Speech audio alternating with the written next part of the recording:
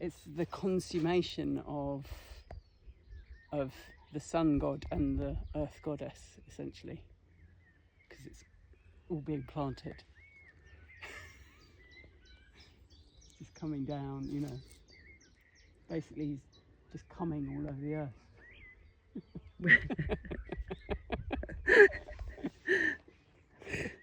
Which you can see. I can see. Where did you do it?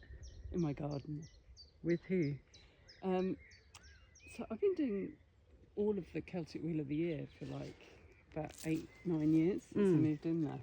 And for years, no one came. It would just be me and Sally and one of my kids.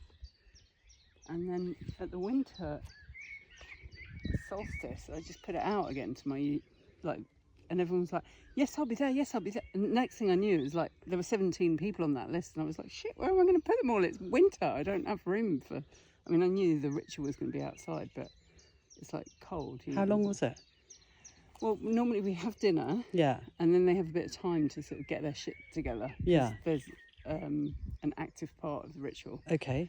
And then, you know, we go outside, I suppose around like 8:30, 9 o'clock, light the fire and start the ritual. So then it takes maybe an hour and a half to 2 hours, depending on how many people. Well, that winter solstice then, fortunately, loads of people flaked at the last minute, so it's 13. Good number. Yes, exactly. It's a very witchy number.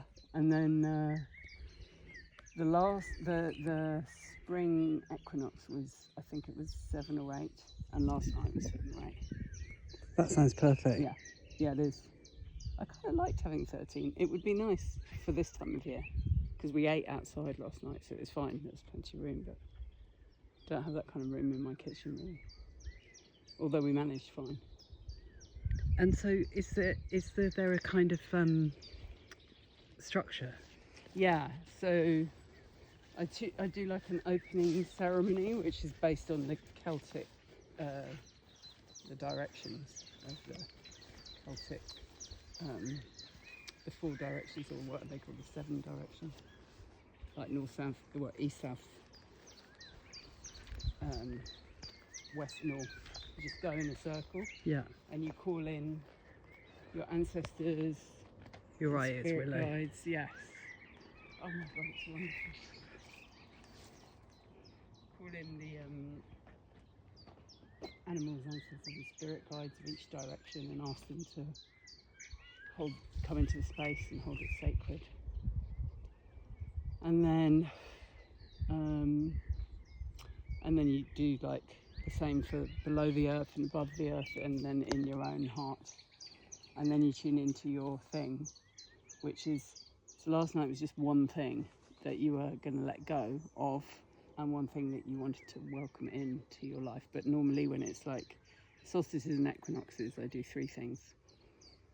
3 things to let go, 3 things to welcome in. And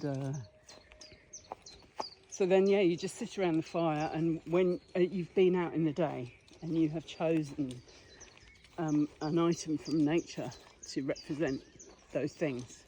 So it might be, you know, I chose this leaf to represent the thing I'm letting go, which is, and it's, you're actually free to say or not say what the thing is. And then you put it on fire, and then you say the thing that you want to welcome in. Yeah. And then you put that on the fire as well. I bet everyone says that. What? The latter. Oh, yeah. Everyone says both, and it's so beautiful because people are so vulnerable and open, and they say things that are really, you know, could be so difficult to say. Yeah. But, you know, I think like doing the opening ceremony, which I never used to do, I think that somehow creates, well, it does create a container, and people feel a bit safer to talk about the deeper things that they might not otherwise share. And so people will go really deep, and as it goes round, as is the way with these things, you know, it gets deeper and deeper and deeper with each person that speaks. Yeah. And when there's 3, we do it. Usually we've done different ways. We've done it so you do one thing and then it goes round, and we've also done it so you do all 3 in one go. And It's amazing actually. You look, kind of build a field, like the themes start to emerge from between all of us. The same things, you know. Even though we maybe don't know each other, or they all